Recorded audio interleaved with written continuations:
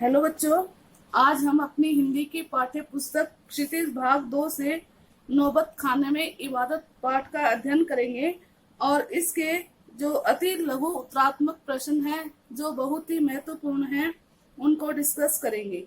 तो हमारा पहला प्रश्न है, नौबत खाने में इबादत पाठ के लेखक कौन हैं? बच्चों, इसमें आपको ऑप्शन मिल जाएंगे अलग अलग, लेकिन मैं आपको ऑप्शन देने की बजाय सीधे इनके आंसर ही बता देती हूँ। तो नौबत खाने में इबादत पाठ के लेखक है यतीन्द्र मिश्र। अभी हमारा दूसरा प्रश्न है, यतीन्द्र मिश्र जी का जन्म कब हुआ? बच्चों, उनका जन्म 1977 ईस्वी में हुआ था। तीसरा प्रश्न है, यतीन्द्र मिश्र किस राज्य के रहने वाले थे?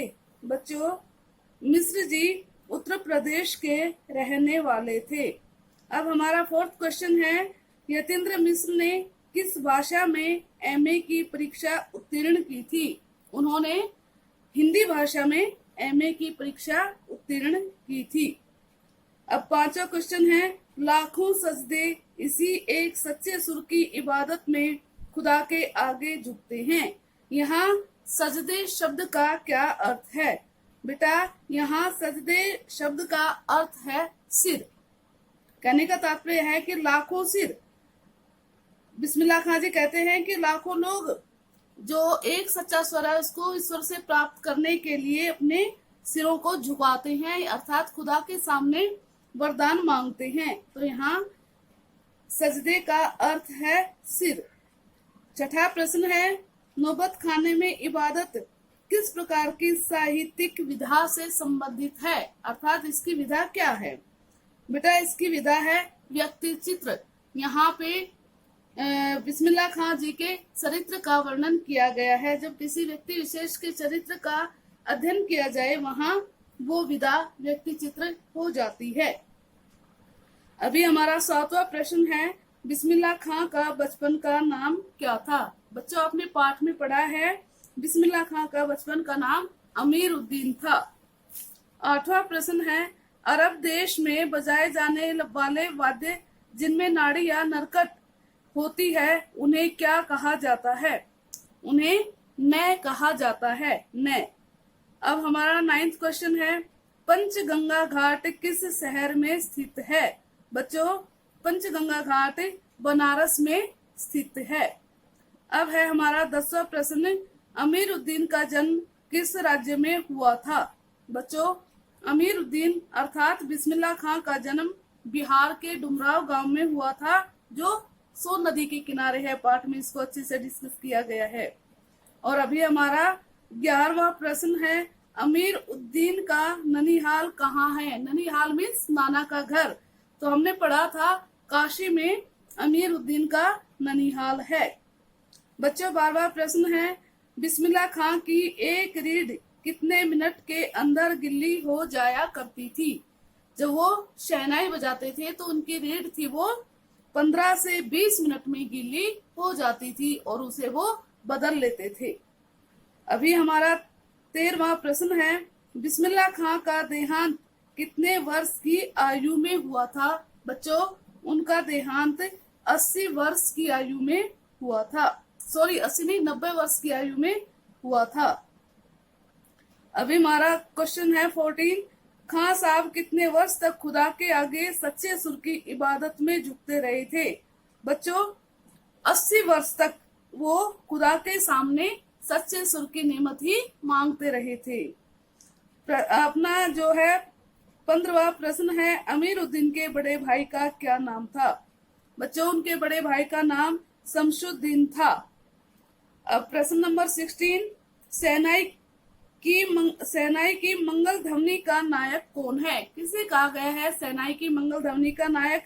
बिस्मिल्लाह खां को कहा गया है। अब हमारा 17 क्वेश्चन है, शहनाई को बजाने के लिए किसका प्रयोग किया जाता है? किसका प्रयोग किया जाता है? पाठ में आया था, रीड का प्रयोग किया जाता है। और अभी हमारा प्रश्न नंबर 18, शहनाई बजाने के प्रयोग में आने वाली रीड किससे बनाई जाती है? किससे बनाई जाती है? नरकट नामक घास से, जो सोन नदी के किनारे बिहार में पैदा होती है। और क्वेश्चन नंबर 19, उस मंदिर का नाम बताइए जिससे बिस्मिल्लाह खां को रोज एक अठन्नी मेहनताना अर्थात सैलरी मिलती थी, उनको जो है पैसा मिलता था। तो बालाजी के मंदिर से उनको रोज एक अठन्नी मेहनताना मिलता था। बच्चों, हमारा 20वां प्रश्न है, अमीर उद्दीन के बचपन में फिल्म देखने के लिए 3rd क्लास के लिए कितने पैसे का टिकट मिलता था? बच्चों, उसमें 3rd क्लास के लिए 6 पैसे का टिकट मिलता था। प्रश्न नंबर 21 है, संकट मोचन मंदिर काशी की किस दिशा में है? बच्चों, काशी की दक्षिण दिशा में संकट मोचन मंदिर स्थित है। और अभी हमारा प्रश्न नंबर 22, नरकट नामक घास डुमराव में किस नदी के पास पाई जाती है? बच्चों, मैंने अभी आपको बताया था, सोन नदी के किनारे, सोन नदी के पास पाई जाती है नरकट नामक घास। अभी हमारा क्वेश्चन नंबर 23, मुहर्रम के गमजदा माहौल से अलग कभी कभी सुकून के क्षणों में बिस्मिल्लाह खां अपने किन दिनों को याद करते थे? लेसन में आया था, वो अपने यौवन के दिनों को याद करते थे और उनके गालों पर चमक आ जाती थी अपना वो समय याद करके। प्रश्न नंबर 24, फटा सुर नए बक्से लुंगिया का क्या है? आज फटी है तो कल सी जाएगी, मालिक से यह दुआ कौन मांगता था? कौन मांगता था बच्चों? बिस्मिल्लाह खां मालिक से ये दुआ हमेशा ही मांगते रहते थे। और अगला प्रश्न है हमारा, शहनाई के बादशाह को क्या खाना, कौन सा खाना अच्छा लगता था जिसका उन्होंने पाठ में जिक्र किया है? शहनाई के बादशाह कौन है? पहले तो अमीर उद्दीन अर्थात बिस्मिल्लाह खां, और उनको देसी घी की जलेबी कचौड़ी बहुत ज्यादा पसंद थी। अगला प्रश्न है हमारा प्रश्न नंबर 26, किस मंदिर की डोडी के नौबत खाने से शहनाई की मंगल ध्वनि सुनाई दिया करती थी? बच्चों, बालाजी के मंदिर से सुनाई दिया करती थी। अब है हमारा क्वेश्चन नंबर 27, किस इतिहास में शहनाई का कोई उल्लेख उपलब्ध नहीं है? तो बच्चों, बताया था वैदिक इतिहास में शहनाई का कोई भी उल्लेख नहीं मिलता है। अब हमारा अगला प्रश्न है, बिस्मिल्लाह खां को बालाजी के मंदिर में कौन से रास्ते से होकर जाना पसंद था?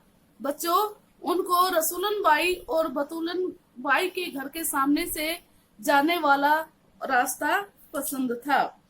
अब अगला प्रश्न है हमारा प्रश्न नंबर 29, यह किसने कहा था कि फटी लुंगिया में सबके सामने मत जाया करो? अभी तो आपको काफी पुरस्कार भी मिल चुके हैं। बच्चों, यह बात बिस्मिल्लाह खां की एक शिष्या ने कही थी। तो ये हो गए हमारे कुछ महत्वपूर्ण प्रश्न हमारे नौबत खाने में इबादत पाठ से, और बच्चों आपको ये बहुत अच्छे से याद करने हैं। धन्यवाद।